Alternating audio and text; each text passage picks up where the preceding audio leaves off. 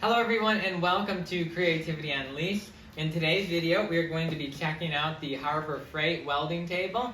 I think this is going to be a perfect welding table for your garage and doing small projects like go-karts and buggies and all kinds of little things for around the house out of metal. So we're going to check it out and see if its reputation holds up to what it says. The price is definitely very decent. I've made some extremely heavy-duty modular welding tables over the years. I have one that's a 4x8 that weighs well over 1,000 pounds and it's definitely been my favorite table. We'll see how a much smaller, lighter weight table can compare and what my thoughts are. So I hope you guys enjoy and learn something. The assembly of the table is very straightforward. The instruction manuals show how all that goes together. One of the things that surprised me is it does come with some really stubby short legs that are only about 4 inches high, and those are convenient for being able to work either on the ground with larger stuff, or you could put it on an existing tabletop. The bottom-up levelers are, of course, a great plus. You can level your table really well, and then that helps you to be able to check whatever you're building on top of the table using a level.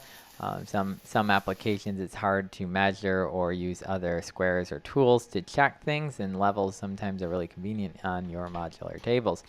The shelf underneath is adjustable in height, so that's convenient. It doesn't come with any, of course, shelf material, but I had some sheet metal laying around that happened to fit it just right, pretty much. So I put that in place, and that's real nice to keep little leftover pieces of metal from different projects. So I'm clamping down some tubing here for a fire pit leg assembly. This is just some like salvage metal, so the metal itself wasn't actually very accurate. It was kind of crooked and warped, but it did a great job of holding everything in place while us getting some welds on everything. If you're new to welding, one of the most challenging, difficult things about it when you actually get past learning how to weld is keeping things where you want them.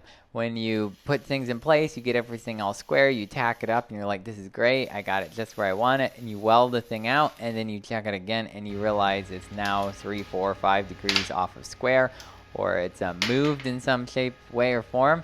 And that's probably one of the most challenging things about metalworking is the movement of the metal during the welding process. Of course, when you weld things, the metal expands, and as it cools down, it contracts, and it contracts more than it expands.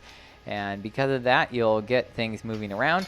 One of the skills you learn as a welder is learning which direction things are going to pull and how much they're going to pull, learning to compensate for that sum in your how you tack up and how you set parts into place and all. But one of the key things to really help is being able to fix your parts into place. Just having a really big table doesn't always help, because if it doesn't have holes or clamp downs in the middle of the table, it can be really difficult to try to get a clamp on something. So once you have things clamped, it greatly improves your odds in how things come out. Another factor for distortion, besides the thickness of the material and all that, is your weld process. Stick welding tends to be pretty bad at pulling parts out of position and really warping them. MIG welding, because of how the short circuit process is, usually warps parts quite a bit less. TIG welding is also quite good and usually doesn't distort parts too much. Of course, you could do it wrong and put way too much heat in it, and you might have some, but I would definitely say this table has some pretty cool accessories. It comes with 4 clamps. I definitely think these clamps I would use most.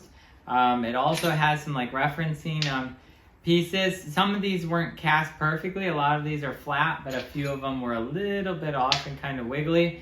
But these would definitely be get right for doing like bicycle frames or holding round tubing or stuff on top of it. Also for alignment of positioning.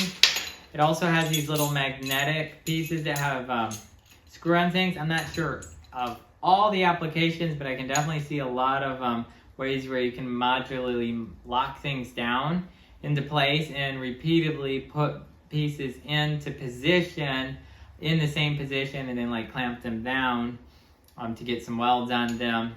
Same with some of these kind of buttons and things like that allow for good positioning or offsets.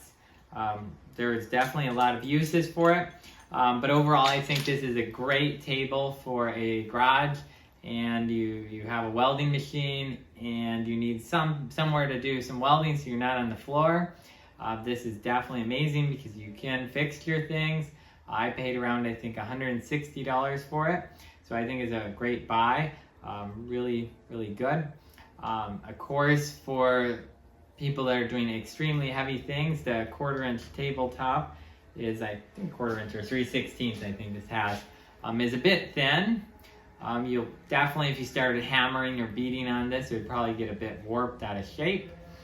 For the price, I definitely love it. And even if you do have an amazing, awesome, humongous welding table, this might be a great little side welding table or table to throw a grinder or belt sander on or whatever little fixturing things you're doing. We'll probably put a vise on this. Another great accessory to have with the table are some of the magnets. There's all kinds of on-off magnets that you can turn on and off. And with that, you can really fix your things in place very quickly and lock them down really fast. These are some of the small ones. For little projects, these are great. MagSwitch is probably my favorite. There's some other companies on the market that do them as well. MagSwitch has all the sizes and they are really good. Thanks for watching. If you enjoyed this, remember to like and subscribe and be prepared for another edition of Creativity Unleashed.